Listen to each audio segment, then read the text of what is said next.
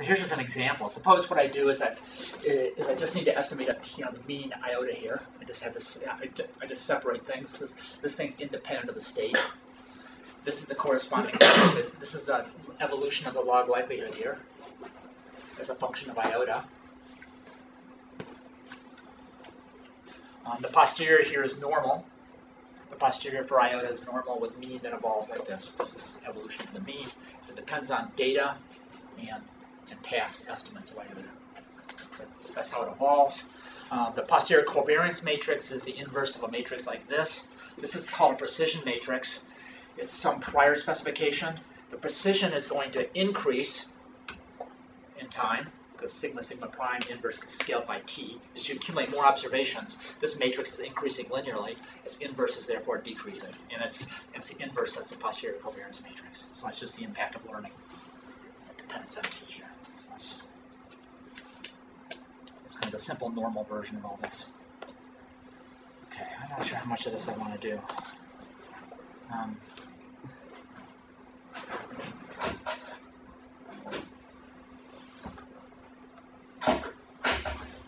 So I'll talk about this a little bit. I don't want to get too lost in notation here.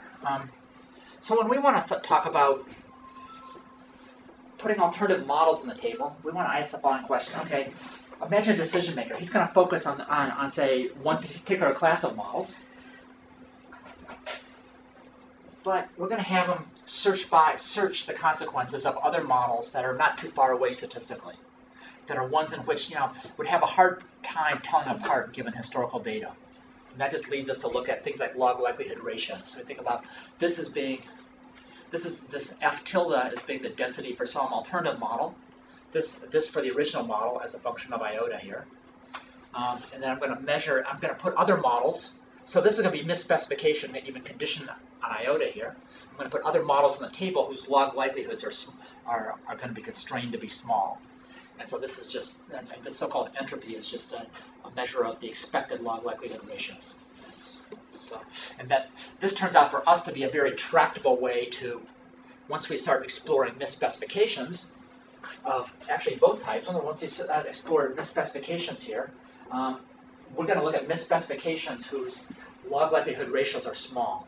And so we're going to imagine our decision makers, if it were some model that was just blatantly different from the one that he's looking at, he or she would have figured that out easily. But we're going to leave on the table models that would be very, very challenging to figure out. So this is just a way to do it.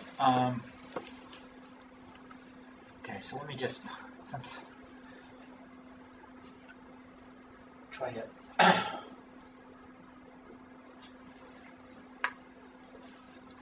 So here is this new information structure. Basically, we said that kind of this reduction of lotteries was basically like taking one Brownian motion and producing another one. It was through this calculation. It involved this forecast error, but of course this is not predictable by the decision maker, since the decision maker doesn't know no iota. Okay, so we can imagine this model is misspecified now, right? So misspecification can say, well, let's suppose I take, this should be h sub t of iota, and just append it onto dwt. Okay.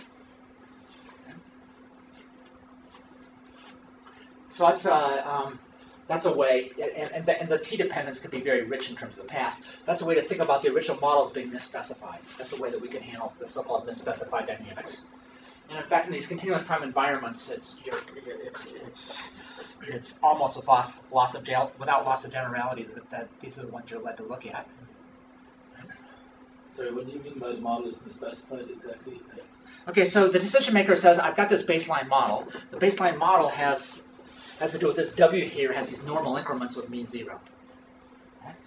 So I say, well, that model's an approximation. I'm going to explore the consequences of changing that specification.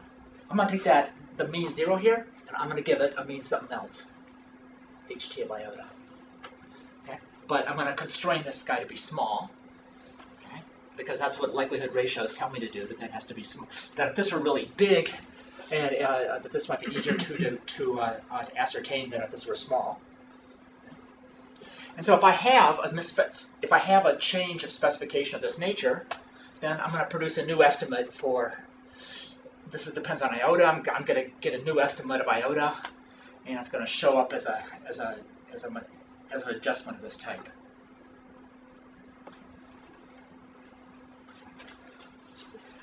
Okay, so here I'm going to not do justice to decision theory, but let's imagine that I've got a decision maker trying to take some action now. The decision maker, usually the way we do this in dynamic programming is we use value functions, and therefore we keep track of continuation values of kind of future plans. Now let's suppose those continuation values for the moment just depend on signal histories. So I'm going to form continuation values in order to help me rank alternative plans based on histories of signals. Okay. Therefore, histories of y's in this case. Therefore, all the stuff we're talking about, the evolution of y's, carry over to this evolutions of these continuation values. And so changes like this are going to have a subtle influence on the local evolution of those continuation values as a consequence. Okay. And it turns out that one of the arguments in this literature is that, well, therefore, since this impact is so small, these so-called smooth ambiguity models can't get very far. And the reason that that's the case here is literally in the limit, it's equivalent to looking at a change in a continuation value that has this scale by the increment and comparing that to kind of a penalization that doesn't scale by that increment. So in effect, in continuous time, you have this huge penalty associated with changing things, with very little consequence. Okay? So it's more kind of a corollary of the same thing. Is that any misestimation or any misspecification of these mu's is really, in that sense, quite subtle. And so one way around this, it seems kind of obvious,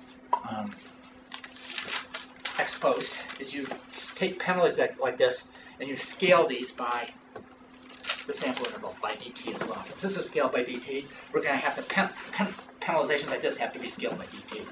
And that has ramifications for how you measure these parameters of ambiguity, for these robustness parameters as well. You can't really think about those parameters fed to these models as being independent of things like sampling intervals. Okay, because in order to get interesting continuous time limits here, in fact, one can show that you have to do the scaling here.